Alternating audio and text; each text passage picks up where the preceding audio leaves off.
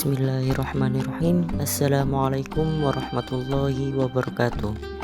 Kami dari kelompok 2, kelompok negara Adigana, ingin mempresentasikan Max Scheler dan teori yang dikembangkannya. Sebelum masuk ke penjelasan materi, sebelumnya saya akan memperkenalkan anggota kelompok kami terlebih dahulu. Yang pertama, Viga Nomina Freddy dengan NIM 076. Yang kedua, Oki Dwi Pristianto NIM 077. Yang ketiga, Muhammad Akbar Iksa dengan NIM 082. Yang keempat, Rizky Setiawan dengan NIM 084. Yang kelima, Akbar Panigraha dengan NIM 089. Yang keenam, Anugrah Syafiq Fahlevi dengan NIM 090. Yang ketujuh, Ilzam Sabila Ahmad dengan NIM 095. Yang kedelapan, Fairuz Salsabila dengan NIM 100. Yang terakhir, Ade Khairul Maula dengan NIM 104. Biografi Max Scheler. Max Scheler adalah seorang filsuf Jerman. Max dilahirkan di Munchen, Jerman. Ibunya seorang Yahudi dan ayahnya seorang Protestan. Pada umur 15 tahun, ia belajar gimnasium atau sekolah menengah di Munchen. Kemudian Max memutuskan masuk agama Katolik. Ia menempuh studi di Munchen, Berlin, Heidelberg, dan Jerman. Pada tahun 1998, ketika ia umur 24 tahun, ia meninggalkan gereja Katolik karena suatu konflik dengan pihak gereja. Kemudian Max akan menikah dengan seorang wanita yang sudah pernah menikah sebelumnya lalu cerai. Pendidikan Max berhasil mencapai promosi di bawah bimbingan Prof. Rudolf Eucken di Jena dalam judul karangan Sumbangan untuk Menetapkan Hubungan Antara Prinsip-prinsip Logis dan Etis. Prof. Rudolf adalah seorang filsuf yang sangat gigih menentang dominasi positivisme dan materialisme pada waktu itu. Setelah Max menyelesaikan masalah-masalahnya, ia pindah ke Berlin. Pada tahun 1912 hingga 1913, muncullah suatu periode yang amat subur akan publikasi secara praktis. Hal tersebut berlangsung hingga kematiannya. Pada tahun 1916, Max dirawat untuk beberapa waktu di biara rahib-rahib Benediktin di Beuren. Selama dirawat di biara, Max mulai sedikit-sedikit meresapi tradisi yang ada di agama Katolik, dan pada saat itu karyanya pun mengikuti pikiran serta suasana Katolik. Pada tahun 1928, Max mendadak meninggal karena serangan jantung saat diundang menjadi seorang profesor di Frankfurt sebelum sempat memulai kuliahnya. Karya Max Scheler, karangan Sumbangan untuk Menetapkan Hubungan Antara Prinsip-prinsip Logis dan Etis. Selanjutnya, karangan tentang Die Transzendental and die Psychologische Methode atau metode transdental dan psikologis pada tahun 1900. Karya selanjutnya yaitu buku Über Rassismus and Moralisches Werturteil yang membahas tentang sentimen dan putusan nilai moral pada tahun 1912. Karya selanjutnya yaitu buku Wesen and Formen der Sympathie yang menjelaskan tentang hakikat dan bentuk-bentuk simpati pada tahun 1913. Karya selanjutnya yaitu buku Der Formalismus in der Ethik and die Material Wertethik yang membahas formalisme dalam etika dan etika nilai yang bersifat material, di mana Max mengkonfrontasikan pendiriannya di bidang etika dengan etika Kant pada tahun 1913. Karya selanjutnya yaitu buku Vom Ewigen in Menschen, membahas tentang sesuatu yang abadi dalam diri manusia. Pembahasan buku tersebut lebih menampakkan pandangannya dalam bidang filsafat agama pada tahun 1921. Karya selanjutnya yaitu buku Schriften zur Soziologie und Weltanschauung, karangan tentang sosiologi dan ajaran di bidang pandangan dunia pada tahun 1924. Karya buku selanjutnya yaitu membahas tentang bentuk-bentuk pengetahuan dan masyarakat pada tahun 1926. Karya selanjutnya yaitu ada buku yang membahas tentang kedudukan manusia dalam kosmos pada tahun 1928. Fenomenologi Max Scheler. Yang pertama, fakta natural. Fakta natural merupakan fakta yang berasal dari pengenalan indrawi dan menyangkut benda-benda konkret. Yang kedua, fakta ilmiah. Fakta ilmiah merupakan fakta yang mulai melepaskan diri dari penerapan indrawi yang langsung dan semakin abstrak. Fakta fenomenologis. Fakta fenomenologis merupakan fakta yang berupa isi intuitif atau hakikat yang diberikan dalam pengalaman langsung, tidak tergantung dari ada tidaknya dalam realitas dari luar. Pengalaman fenomenologi adalah pengalaman murni dan langsung. Fakta ini bersifat inamen. Dalam fakta tersebut merupakan isi dari suatu pengalaman yang di dalamnya mengenai apa yang dimaksud serupa dengan apa yang diberikan. Pendekatan yang digunakan Scheler yang pertama yaitu penghayatan, yaitu pengalaman intuitif yang menuju kepada yang diberikan. Dengan itu kita akan menghadapi sikap aktif. Yang kedua, perhatian pada esensi, yaitu tidak lagi memperhatikan segi eksistensi.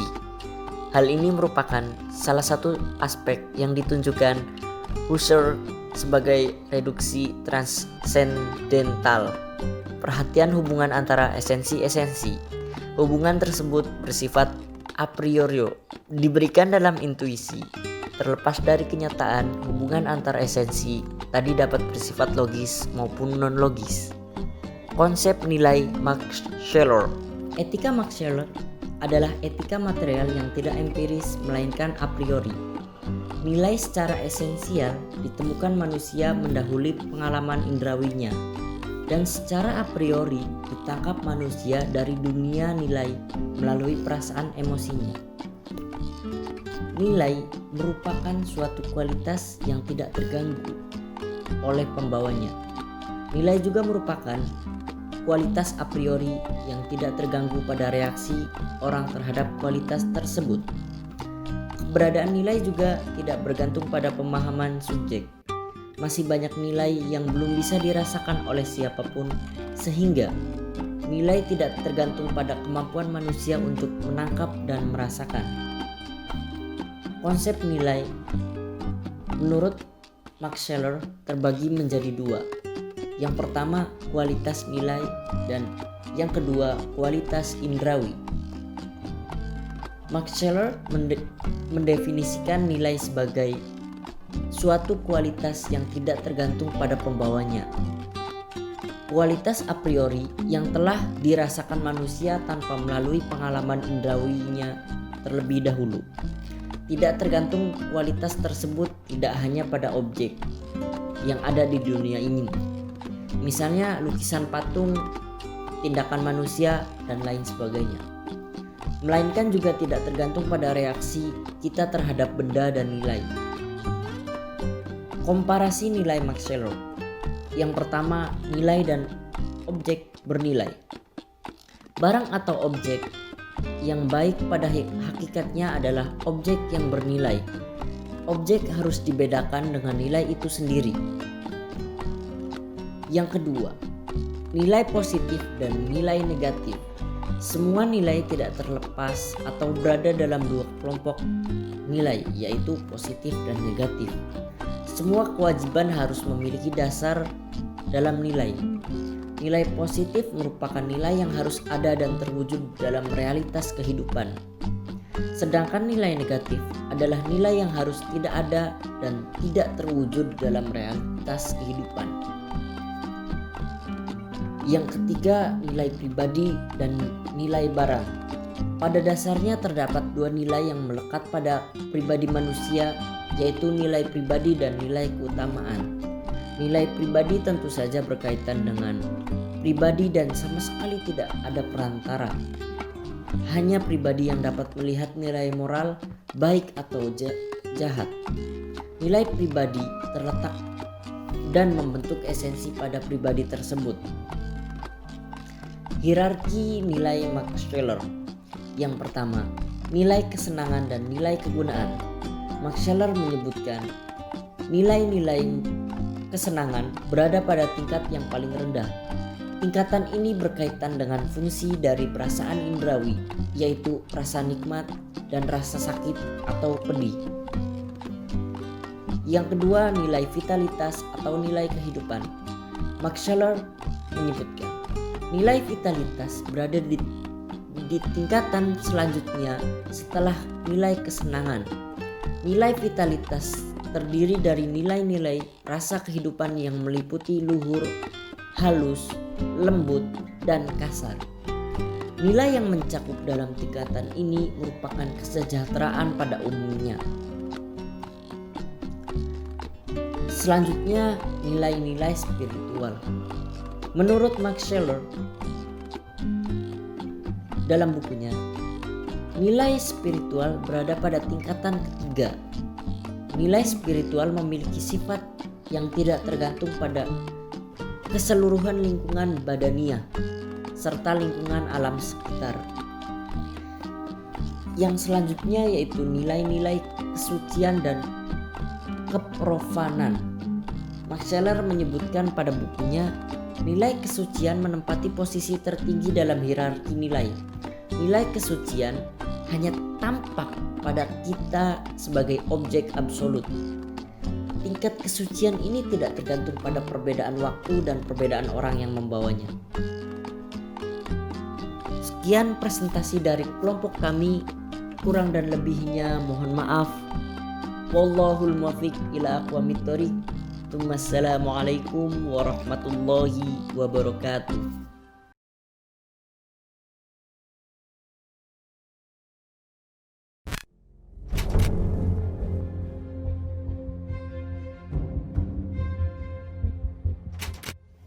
Adigana merupakan negara yang baru saja merdeka pada tanggal 12 November 2020. Negara ini terletak di antara benua Asia dan Australia dengan wilayah seluas 2.756 km persegi. Negara dengan jumlah penduduk sebanyak 154.000 jiwa ini berhasil menjadi negara maju dengan sumber daya manusia yang mumpuni dan mampu bersaing disertai sumber daya alam yang memadai. Adigana menganut sistem presidensial dalam pemerintahannya dan mengedepankan demokrasi dalam sistem kenegaraannya. Presiden pertama negara Adigana bernama Oki Dwi Pristianto, didampingi wakilnya Viga Nomina Freddy dan dibantu oleh beberapa menteri. Adigana melandaskan dasar negaranya pada nilai kemanusiaan.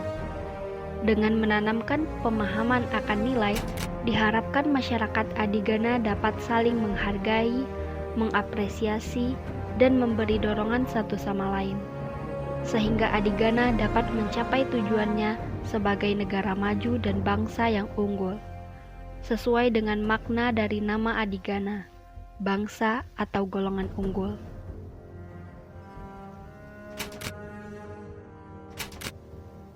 Dengan menganut makna akan nilai dari Max Scheler, di mana nilai merupakan suatu kualitas yang tidak terganggu oleh pembawanya maupun reaksi orang terhadap kualitas tersebut dan bersifat absolut, Adigana berusaha untuk menjelma menjadi negara absolut yang tidak terganggu maupun terpengaruh oleh negara lain, sehingga Adigana mampu berdiri kokoh sebagai negara yang bebas dan merdeka dari pengaruh bangsa-bangsa lain.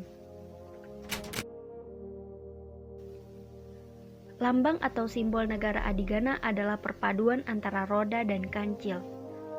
Roda memiliki makna bahwa untuk menjadi negara yang maju, maka bangsa tersebut harus terus berjalan, dalam artian produktif dalam menciptakan dan mengembangkan suatu produk bangsa negaranya.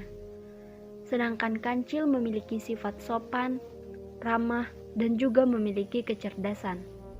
Artinya, sebuah bangsa dengan sumber daya manusia yang mumpuni, memiliki pengetahuan luas, keterampilan, keahlian, dan kecerdasan dalam berpikir tidak akan runtuh dan hancur. Selain memiliki kecerdasan, mereka juga tidak meninggalkan sifat ramah dan sopan. Dua sifat itu yang menjadi aspek pendukung terbentuknya integrasi bangsa. Makna filosofis bendera Adigana. Segitiga yang memiliki arti cinta, berorientasi pada kebahagiaan, keharmonisan, kekekalan, dan menambah ketakwaan kepada Allah. Roda yang berputar mengajarkan kita agar tidak sombong, dan bintang di dalamnya berarti benda antariksa yang unggul. Biru dipersepsikan sebagai lambang kepercayaan, kesetiaan, kebijaksanaan, kecerdasan, kebenaran, dan surga. Kuning adalah warna sinar matahari. Bagi banyak orang, warna ini terkait dengan kegembiraan, kebahagiaan, kecerdasan, dan energi. Sedangkan coklat menandakan kejujuran, asli, dan ketulusan. Maka dapat disimpulkan bahwa Adigana merupakan bangsa yang mengedepankan nilai kemanusiaan, produktif, inovatif, kreatif, berpengetahuan, bijaksana, dan harmonis. Sehingga Adigana dapat dikatakan sebagai bangsa yang unggul, serta mampu memimpin peradaban manusia. Teman-teman sekalian, mari kita dengarkan sejenak lagu kebangsaan Adigana.